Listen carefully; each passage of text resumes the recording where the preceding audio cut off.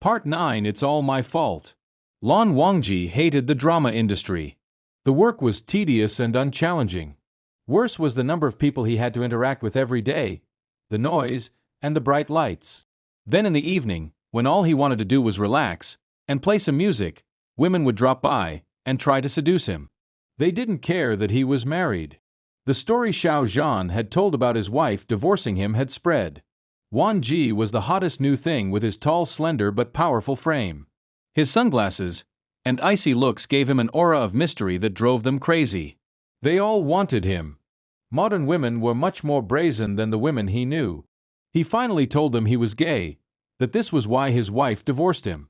Some backed off, others just took it as more of a challenge. The one time they went into town together, he couldn't believe the hordes of people trying to get Zhan's autograph. "How can you live like this?" "I can't," Zhan said. "This is why I live in such a remote area. I bought the entire village so I could live in peace."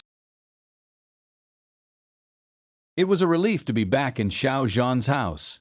Zhan told him he didn't need to make any more money, he had more than earned his keep. Even if he hadn't, Zhan wasn't going to make him pay any more. He sincerely wanted to help him now. He still maintained some skepticism over whether this really was the character, Wangji from the Untamed. Whether he was or wasn't did not seem relevant now. The man was in pain and needed help regardless of who he was. He even donated the money he got from Wangji's contract to a children's hospital. They fell into a routine. Wangji would practice at dawn. After he was done, they would have coffee together. Then Wangji would work with Zhan on his martial arts skills. By then it was lunch time. After lunch they would watch an episode or two of The Untamed and discuss it. Wangji kept 2 sets of notes. One on the phone Zhan had gifted him, and one paper copy he planned to take back with him. It was easier to have the phone on him and whip it out every time he had a thought. In the evening, he would transcribe his thoughts onto paper. Then he would spend an hour with the Qin before going to bed. They watched the drama 3 times before Wangji felt he had gotten what he needed out of it.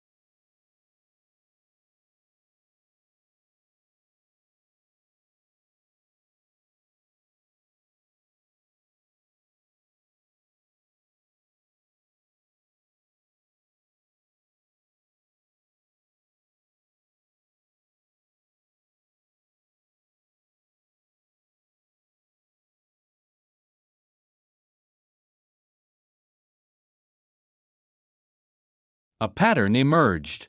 Wangji realized that he hadn't only failed Wei Wuxian at the Nightless City battle. He had failed him his entire first life. He finally understood why Wei Wuxian thought he wasn't on his side, didn't trust him, and threw himself off a cliff in despair. It was all his, Wangji's, fault. Zhan kept telling him that he was taking too much responsibility.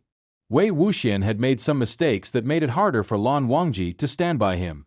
Wangji refused to accept this, insisting it was his fault. But he still wasn't going home, so something was still missing. Wangji started examining his life with Wei Wuxian after they got married.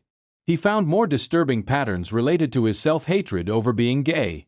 How did Wei Wuxian put up with me all these years, he wondered, vowing to do better.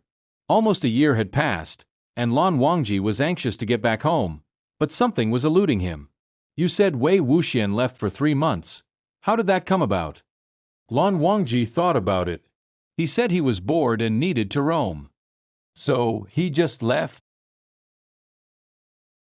"He asked me to go with him, but I couldn't leave for 3 months." "Had he done that before?" "No. So why now?" Lan Wangji sat silent for a while, trying to piece everything together. He was so tired in the months leading to Wei Wuxian's departure. His uncle had insisted they move farther away where their antics wouldn't destroy everyone else's peaceful existence. The longer distance had taken its toll. It added an extra hour of walking each way, leaving Lan Wangji no time for Wei Wuxian. He kept withdrawing more and more from everything but his work. He didn't even want to eat when he got home, just took a bath and went to sleep. The more Wei Wuxian tried to interact with him, the more he pulled away. Lan Wangji suddenly understood why Wei Wuxian had left for 3 months. It was a plea for attention, Lan Wangji thought. He never wanted to leave, he just couldn't get my attention any other way.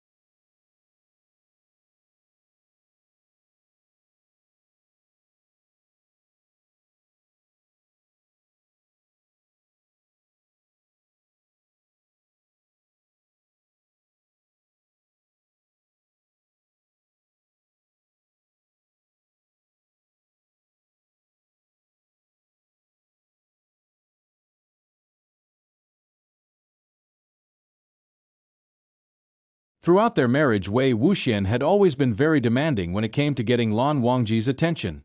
Lan Wangji had always been happy to give him whatever he wanted. Until this last year. Lan Wangji thought about his last words to Wei Wuxian before waking up in the modern world. "You don't love me. You think our marriage is a joke," he had hissed at his husband. Xiao Zhan was watching Lan Wangji process his last encounter with Wei Wuxian when Lan Wangji disappeared right before his eyes. Xiao Zhan walked over to where Lan Wangji had just been sitting. He really was gone. Xiao Zhan ran to the guest room Lan Wangji had been sleeping in. Everything was still there. "I didn't dream it, it wasn't a hallucination, he really was here." He looked through the drawers and found Lan Wangji's forehead ribbon and hair pieces. Then he sat down on the bed and placed them on the bed, staring at them. After a few minutes he started picking them up one at a time and running his fingers over them. They were real.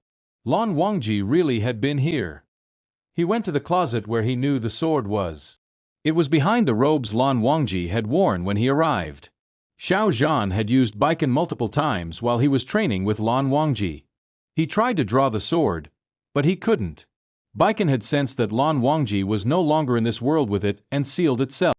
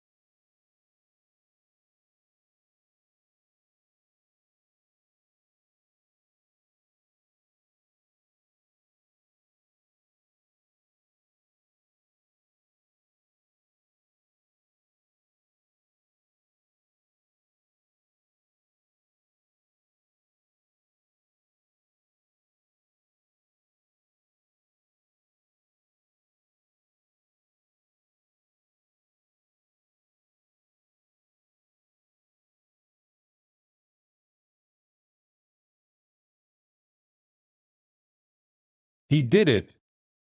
He did it. Xiao Zhan ran to his bedroom and grabbed his car keys.